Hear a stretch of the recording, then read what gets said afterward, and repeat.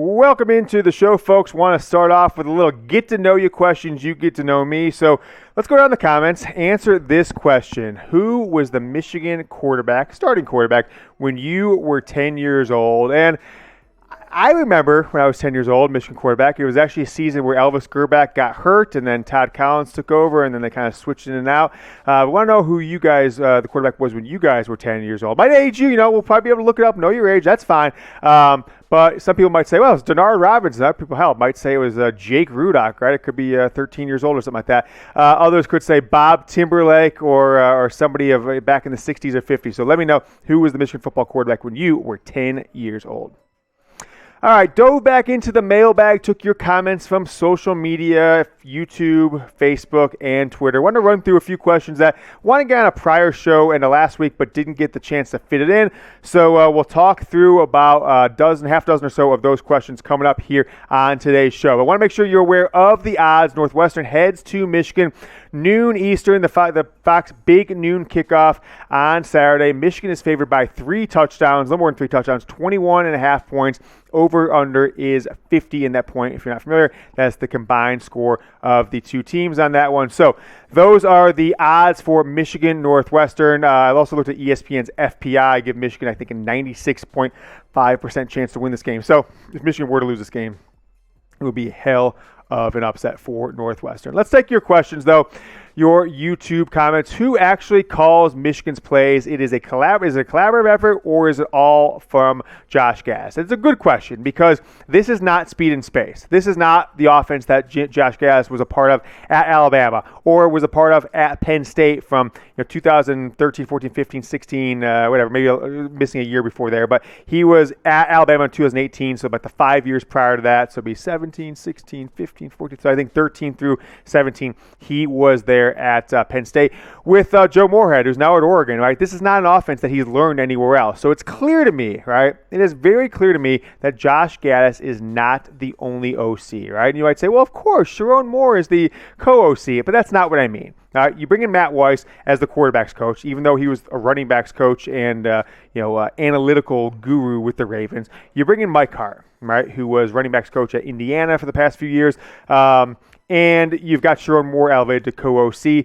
This looks like more of something that Jim Harbaugh wants to do, or he brought in Hart and Weiss and had a philosophical change. Now, Gattis might ultimately be calling the plays from time to time, with Harbaugh having the ability to say, no, that's not the right play here, or no, we're going to go with something else. But I think it's very clear, at least to me, that Josh Gattis is not the only offensive coordinator or doesn't have full duty, right? Would you say, is Josh Gattis Mike Hart or Matt Weiss's boss right now? Well, in a typical football season, football team, you would say, of course, the assistant coach, the running backs coach, the offensive line coach, the tight ends coach, the quarterbacks coach, they report to the offensive coordinator. That guy personally reports to the head coach. I don't know. I don't think that's the case. I would say probably those guys are all reporting, at least now, to Jim Harbaugh as a group. I don't think Josh Gattis has just full autonomy over the offense is the way I take it. And from what I've heard from a handful of parents, players, it seems how it's shaking out is that they've taken the input of Weiss, Moore, and Hart and put that into a game plan that Jim Harbaugh signs off on. And then maybe Josh Gattis goes ahead and calls the plays with. All right,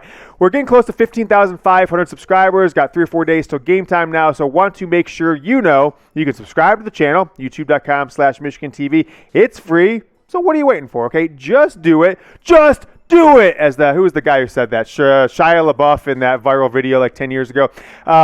Get us to 15,500. We're right in the cusp of being the most subscribed to YouTube channel for Michigan football. So we'd appreciate it if you could do that, if you enjoy what you see, if you like daily Michigan football content. And there's no fluff, right? We don't BS you. We don't lie to you. We don't try and sell you that the Michigan football program is the greatest thing ever if they're not doing great things. Of course, if they're doing good, we'll talk about the good stuff, but give you non-stop truth. youtube.com/Michigan TV. Coming in from an Ohio State fan on Twitter, he says, why can't Michigan beat the Buckeyes? Jeffrey, his Twitter handle, I can't remember what it is, but there he is. That's Brown. It's at Browns Buckeyes is his Twitter handle, actually. And it's an interesting one. I've got a list of reasons that I'll go to here in a second, but did want to, let's go to the betting odds if we can, Producer Marshall, talk about that for a second for this one, and then we will jump back to my list of why Ohio State has dominated Michigan for much of the last 2 decades. If you didn't write this down at the top of the show, Over-under is 50, and the Michigan Wolverines are favored by 21.5 points. And you can bet these games here on our partner, BetUS. Go to chatsports.com/GoBlue. Use the promo code GoBlue, 125% deposit bonus if you get started with our sportsbook partner, BetUS. Use that link, though. Don't just go straight to BetUS or Google it. Use our link so they attach that promo code to your visit. You sign up, make a deposit, 125% deposit bonus. Example, you put in $100, you get an extra 125 for 225, 200. You've got an extra $250 for a total of $450 sitting in your account. Go up to $500 and get a deposit of $600. Chatsports.com/GoBlue. Promo code GoBlue. Our sportsbook partner. If you're making bets, do it with BetUS. Let's take a look at my 5 reasons why Ohio State has dominated Michigan in the last 20 years. Number one, pretty much every single year, and it continues on until this year, they've had the better QB play since about the 2004 season when it was Justin Swick and Troy Smith versus Chad Henne. You could say, wow, Chad Henne was great as a freshman, etc., but he went 0-4 against Ohio State, and their quarterback play since that era, 2004 to 2007, has continuously got better, while Michigan's has continuously got worse or went down and kind of hits a negative plateau. Where Ohio State, you expect them, right? They had a couple games with C.J. Stroud this year where they struggled, but now he's rolling. Now he's a top 5 Heisman favorite right now. Quarterback play, talent. Ohio State, clearly, more high-level draft picks, more player depth at better position. They've had more talent, more 5-stars, more 4-stars, and that's because of their recruiting department. And it just doesn't mean that their recruiting department gets more talent than it is, but they identify the talent they need to win the Big Ten to beat Michigan. And with their new, their head of recruiting over the last 8 years, Mark Pantoni, I think he's the best in the business. Michigan's shook things up, right? They got Matt Dudek out the door after he kind of had a disastrous couple classes there. And we'll see what this new recruiting department does with identifying the players that need to beat Ohio State. But frankly, folks, Michigan hasn't emphasized this game enough, right? Rich Rodriguez didn't emphasize it at all. Brady Hoke tried to emphasize it, and look what the results were. He beat Ohio State his first year, right? He took Ohio State in 2012. He went on the road, and he was winning by double-digit points at halftime against that one. Ultimately, that was a really good Ohio State team. They didn't get it done, but that was there. 2013, Ohio State's number 1, number 2 in the country. Michigan is not, what were they, 7-4 at the time. And it goes down to the last play, 42-41. Michigan goes for 2 to win the game with under 30 seconds left. Don't get it done. Ohio State, I think, intercepts the pass, Devin Gardner, but he kept the game close, certainly much closer than Jim Harbaugh has outside of 2016. And then if you think about Hoke's last year, 2014, even with the 2014, even with Ohio State on their way to a national championship right there, Michigan was right in that game towards the end. Obviously didn't get it done, but 1-3 for Hoke. Harbaugh hasn't yet to beat him, not emphasizing enough. Ohio State emphasizes Michigan every single day of the year. And last but not least, coaching philosophy, right? Ohio State with Urban Meyer and then now Ryan Day basically continuing what he has. They are playing the game that Alabama and Clemson and Oklahoma are playing, which is win with athletes, win with high-powered offense. And Michigan's trying to take the opposite of that, which I kind of agree with. You've tried to play with the speed and space boys. Didn't work out the last 3 seasons. So let's take a look and try and be the ground rate offense. So those are the reasons why Ohio State has dominated Michigan. Hope it changes. Maybe this could be the year for the Wolverines to get it done at home versus Ohio State. Predict the score, though, of this Saturday's game. Michigan, Northwestern, noon Eastern at the Big House. Let me know what you guys think on this one. I'm going to go ahead and make my score prediction now. I'm going to say Michigan wins this one. 38-10 will be my final on that one. So let me know what you guys think, and we'll see who is closest to predicting the score of Michigan's 7th game of the season. How about Kyle By coming in from our Facebook page? In my opinion, I feel like we've had a different defensive scheme for each team we've played. After 6 weeks, do you think our defense is as predictable as it was the past couple of years, and what is different from your perspective? Well, I think you nailed it right off the top right there, is that they've had a different defensive scheme for each team they've played, is because Mike Macdonald has shown the ability to actually scheme for an opponent and not just have the same defense versus everybody like Don Brown seemed to have. But I've seen in this defense, though, is there's less blitzing.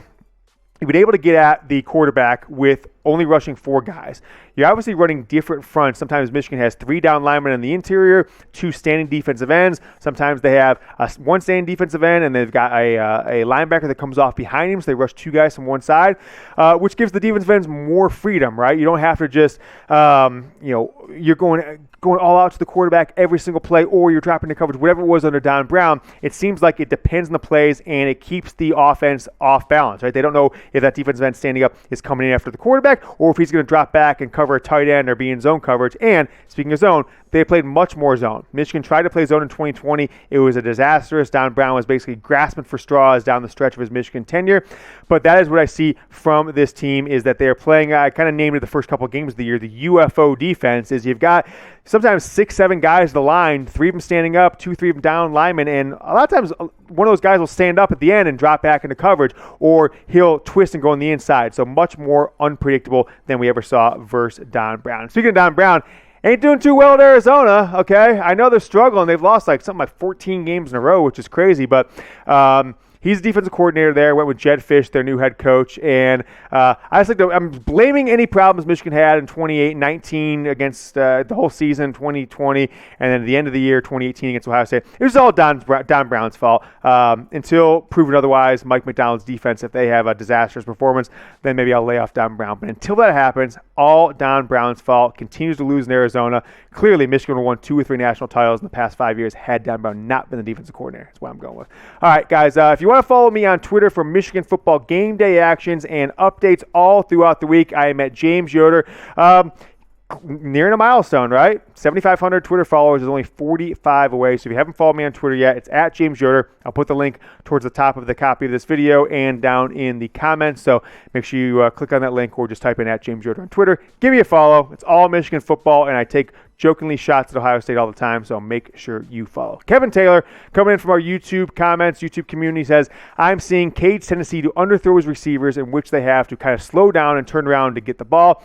With better talented teams coming up, do you think he will find himself in trouble getting intercepted much more often? Well, he's only been intercepted one time, but the point you made is a very valid one, is that he underthrows players at time. Clearly doesn't have the arm strength needed to throw 45-yard bombs in stride like we've seen a couple times this year from J.J. McCarthy. And it's going to be interesting what happens against those teams that you've mentioned. Michigan State's clearly got a better defense than any team Michigan has faced this year so far, right? People say, oh, well, Wisconsin was a good defense. Maybe, you could be right. Penn State, talent level equal to Michigan. Ohio State, talent level quite a bit better than Michigan. So if Cade McNamara underthrows those passes, you're right. He's going to get those intercepted, right? Those Ohio State DBs, those Penn State, Michigan State defensive backs will adjust in the air and either bat the ball down, like has happened with underthrows here this year, or they'll just intercept the ball and they'll be going back the other way. And a Cade McNamara who turns the ball over one time is in a close game like we saw against Nebraska. A Cade McNamara turns the ball over 2 times in the game or 3 times, folks. That is a recipe for a losing effort against any of those 3 teams. And hell, could be a losing effort against Maryland or Indiana or Northwestern. So I like that they've kept the floor high with Cade, right? As long as he's not making mistakes and hits on one out of every 3 deep balls, then Michigan's going to be a good place, but he can't underthrow those guys. And if the coaching staff sees that, he just can't overcome that as we go down the stretch here this season.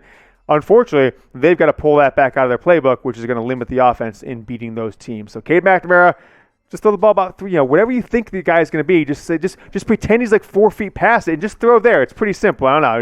Just imagine he is 4 or 5 feet past where you're throwing, and you'll hit him right in stride. That's my word. If he starts hitting deep passes, right, just give me some credit. All right, we'll be back with more Michigan football news and rumors as we head into this Saturday game against Northwestern. Until then, go Blue.